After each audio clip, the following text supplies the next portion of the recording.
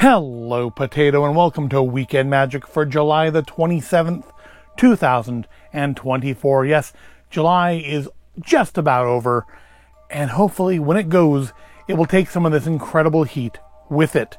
The other good thing about July ending and August arriving is not only that hopefully the heat will go a little bit, or nothing else, we're getting closer to when the heat will go away, but we're getting closer to when Spirit Halloween stores will begin opening.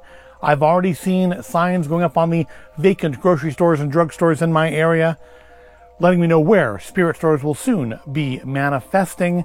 I think some of them open as early as the beginning of August, so I'm going to keep an eye out to look at what new Haunted Mansion items they have. I've been looking at their website, and I really haven't seen anything too compelling. There's an item my wife wanted last year that we never found, so we're going to keep looking for that. But otherwise, all I've really noticed is maybe some more kind of tableware, which my wife might be into. I think costumes, I don't think they have the Sarah Sally Slater or Constance costumes last year.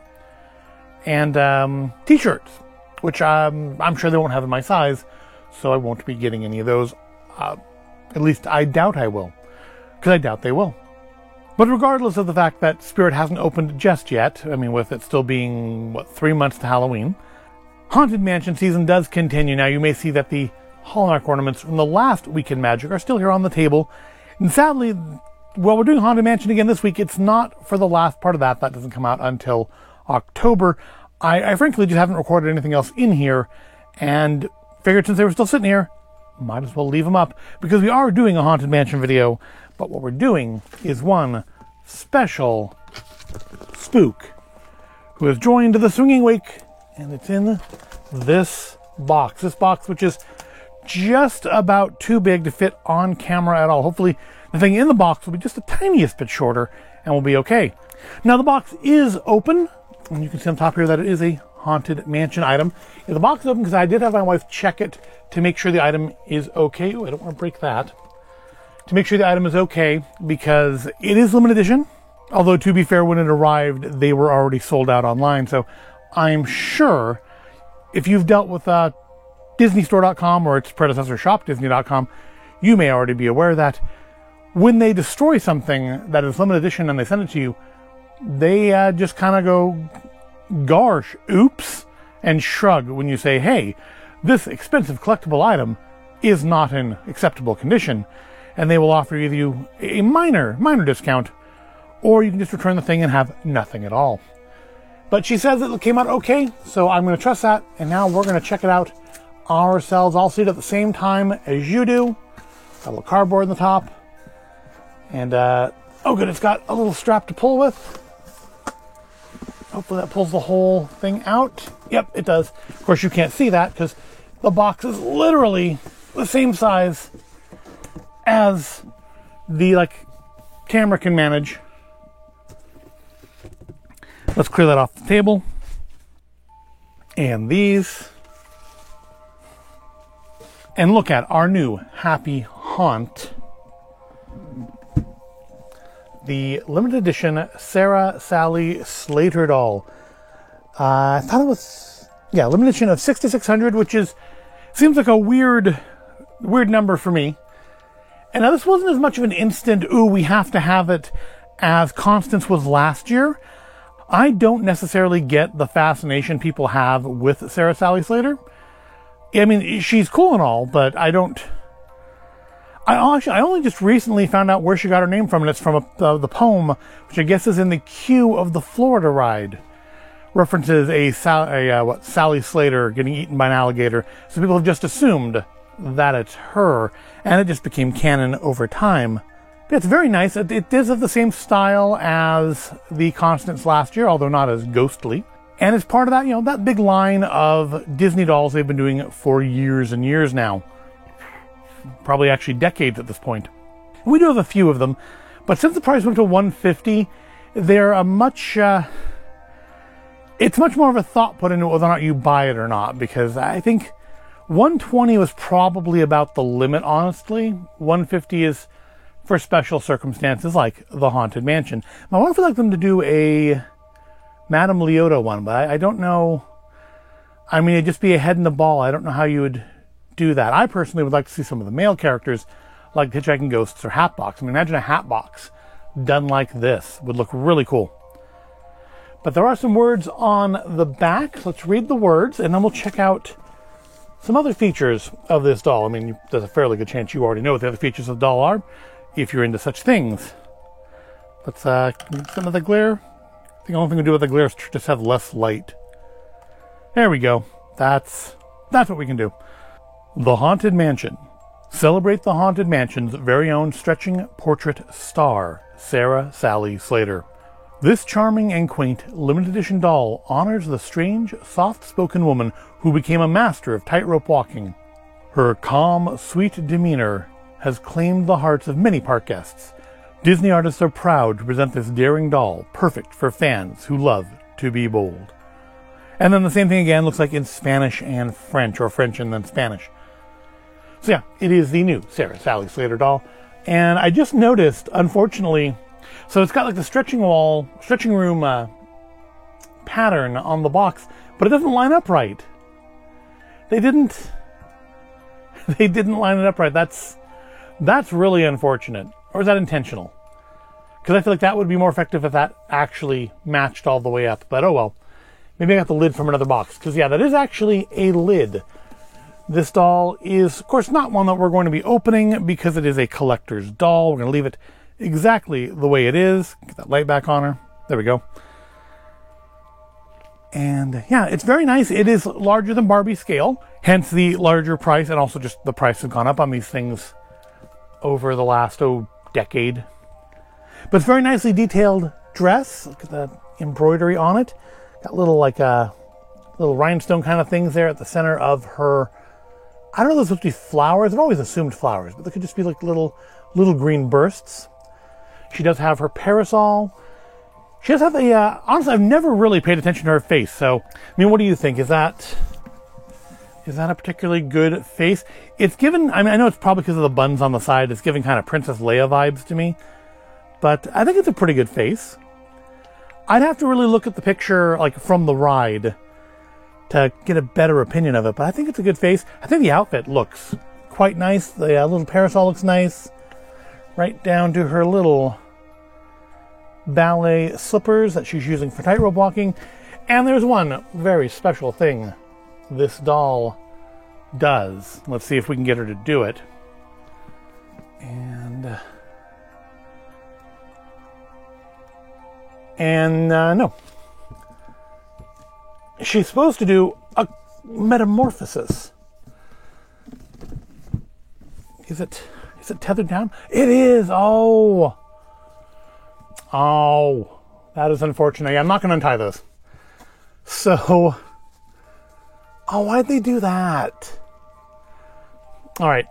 So yeah, we're not going to see the disquieting metamorphosis. The doll stretches, but they have, for whatever reason, chosen to tie it off up here with a pair of ribbons to seal her into the box so that you can't do the stretching thing without messing up the ribbons. And I have no faith in myself that I could retie those ribbons, so we can't do the stretching thing. But if you look online, you can see pictures of her. Maybe I'll grab some and throw in the video here. But she slides up out of the box, revealing the entire stretched portrait. And yeah, it's unfortunate they have tied off the box. I mean, I guess it's good so that, if you're actually carrying it by the ribbon, which, I mean, I don't know how people would actually really do that other than using it to get it in and out of the box. I don't know why I would ever, put the safety of the stall entirely into that one ribbon. But, I mean, I guess, yeah, if you're carrying it like that through the handle there and this were to slide off, that would be a problem. But I feel like there could have been a better way of doing this so that you could release that without having to undo the bows. Because I have no faith I could retie the bows correctly to make it still look, mint. So that's a disappointment. Yeah, my wife mentioned that she couldn't get it to do that, and she didn't look at it long enough to figure out why. But yeah, I can see the ribbon on the sides here is the problem. But still, it is a very nice looking doll. I do feel like if it were any more than 150, I probably would have passed on it. Obviously, it wouldn't have mattered. They did appear to have sold out. It's not like that Mirabelle doll we saw at the Disney Outlet a couple months back, where they had it marked down to like 80 bucks and it still hadn't sold, which honestly, I liked that doll. It's just couldn't justify that money for it at that exact moment with the other stuff we were buying. But I thought it was a really nice doll, really well sculpted. And that's one thing about these Disney dolls is they do tend to be very nicely done. Now, I mean, she's got more of your kind of standard doll body, skinny arms, skinny legs, as where Mirabelle had like thicker arms and feet and stuff like the character in the movie does. But I think they put a lot of care into the face, kind of putting this somewhat cold, distant. I don't view her necessarily as soft-spoken. I view her as like aloof, detached. And I think that's what this face is giving us here. This is very much, I think, a detached look. She doesn't really care. She's not afraid of that gator that is about to eat her because her rope is dipping way, way too low. But, you know, poor Sarah Slater got eaten by an alligator. Nice detail on the handle of the parasol, too. Is it specifically drawn that way in the picture? I don't remember. But yeah, nicely done. A nice addition to the collection. It will be staying back in that box it came in. I don't think Constance came in a box like that. But yeah, she's going to go back in the box to keep her nice and safe until we find a place to display her. I don't know if she'll be a seasonal display like Constance or if she will find a permanent home where she can be on display all the time. Because here on the front, they did match up the wallpaper pattern. On the front it's matched. On the side it's matched. You can see that. There we go. On the other side, yep, other side is matched. It's just the back side. They didn't match up the wallpaper. I wonder why that is. I mean, I guess maybe the colors, the way it wraps around, it doesn't match up right when you get to the back. Because when we are carrying the stripes over from the front to the back, I mean, it's just exactly the wrong width for that. And they didn't want to make the box any wider because that would increase expenses, I guess. That's the best answer I got, is they didn't want to make the box wide enough to make the colors match up properly in the back, because that would have just made it cost a little bit more on their end, and they want as much profit out of these as possible. And heck, they sold apparently all 600 of them, or at least they sold all the ones they had on DisneyStore.com. I'm sure there were some that were sent to the parks. Maybe there's still some there. And of course, there'll be resellers just, I'm sure, any time now, if not already, selling these for massively inflated prices. But thankfully, large enough number, she didn't sell out too fast. We had a chance to get her. She is now in our collection. She now joins our very possibly nearing 999 Happy Haunts. But there's always room for one more, no matter how many there are. And that is all I have this week. A very, very nice collectible doll. I don't know if this qualifies as mine or my wife's. I think there is some kind of unspoken debate over who Constance belongs to. Because I'm pretty sure I wanted that doll just as much as she did. So I'm not sure which of us technically owns the doll. But so I'm not sure if that's what's going on with this one either. Because I was a little hesitant to pull the trigger on this one. But she did go ahead and actually make the order. So maybe she owns this one. In any case, it's in our collection. And we have no plans to split that up anytime soon. So, short of damaging the box, there's really nothing else to do with Sally Slater here. So we'll wrap this video up.